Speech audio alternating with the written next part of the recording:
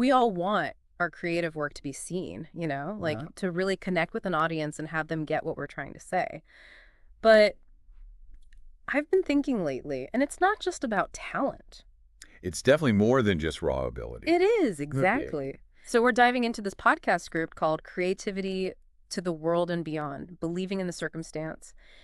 And even the title itself kind of had me intrigued. And the idea of indulging ideas really stood out to me too. Yeah, it's a pretty unique phrase for sure. And there's a vulnerability there, right? When you talk about indulging something. Absolutely. Well, before we go too deep into that, the script starts off talking about the bleeding heart creating from like this place of deep personal meaning, which really resonated with me. But why is that so important? I think it comes down to authenticity.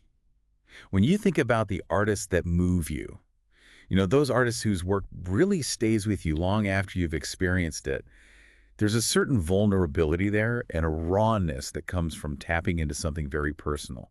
It's like the script says, when you create from a place that resonates with you instantly, the authenticity shines through it, simply because you have felt some stinging pain along the journey. Stinging pain, huh?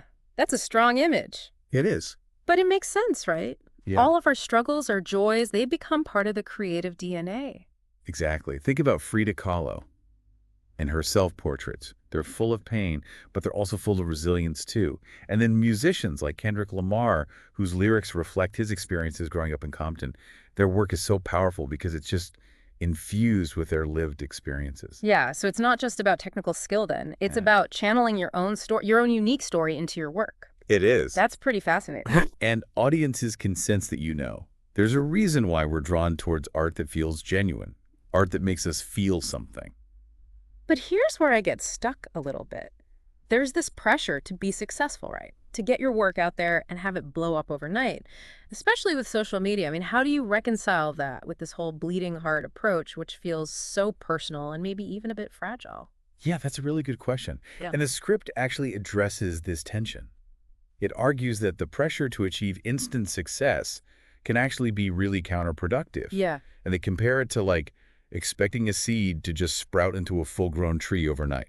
Yeah, that makes me think about all those stories about creators facing rejection after rejection. Like J.K. Rowling and the Harry Potter manuscripts. Exactly. Yeah. We often only see the success stories, Mhm. but behind every overnight sensation, there are years of toil, experimentation, and setbacks.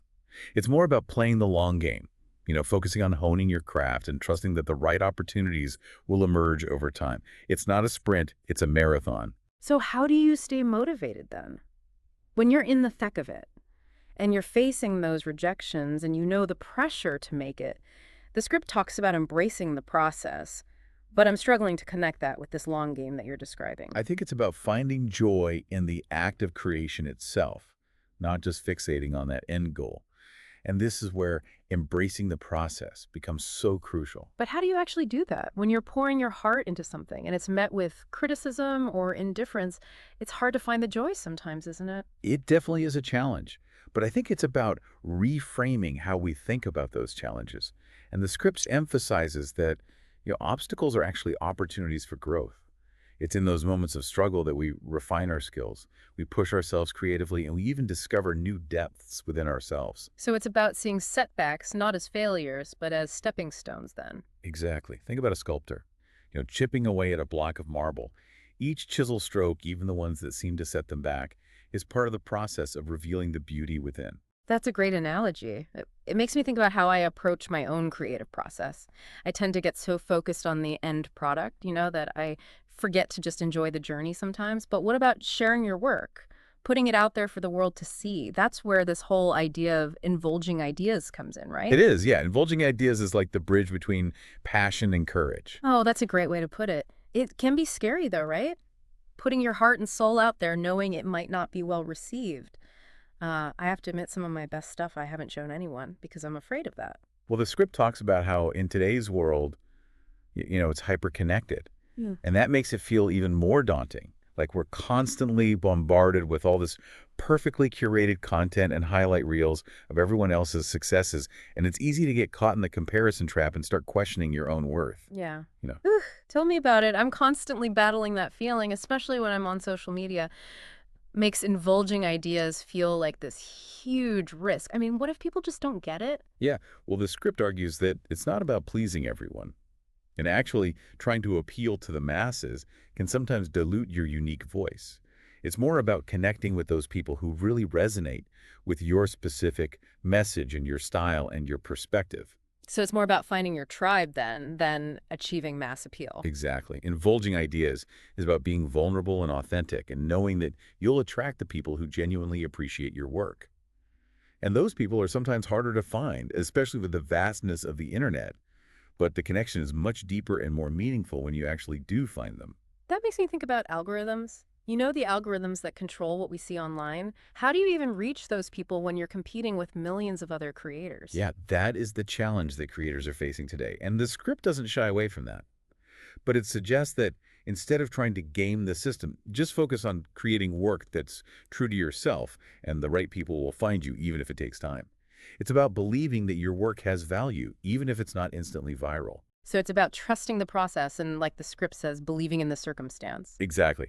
It's about letting go of the need for control and understanding that success might not look the way you initially imagined. It might come in a different form or arrive through a different channel or reach a smaller audience, but an audience that's much more engaged. Okay. But let's be real for a sec. Rejection stings, no matter how you frame it.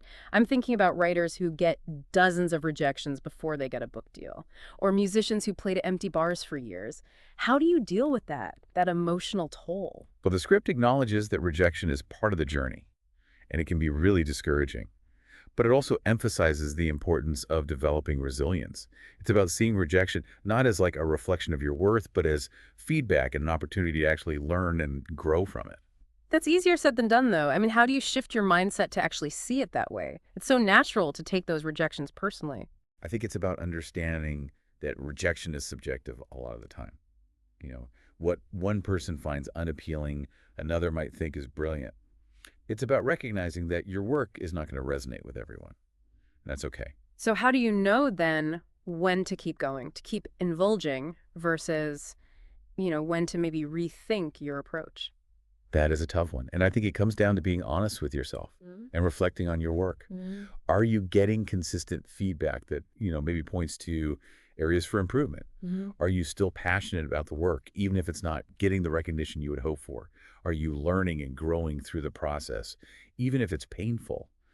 Those are all really good indicators that, you're on the right track, even if it feels bumpy. That's helpful. So it's about finding that balance between pushing through those tough times and, being open to adjusting course when you need to.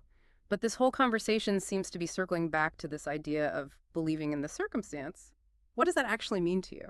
Well, to me, it's about trusting that the right opportunities will come at the right time.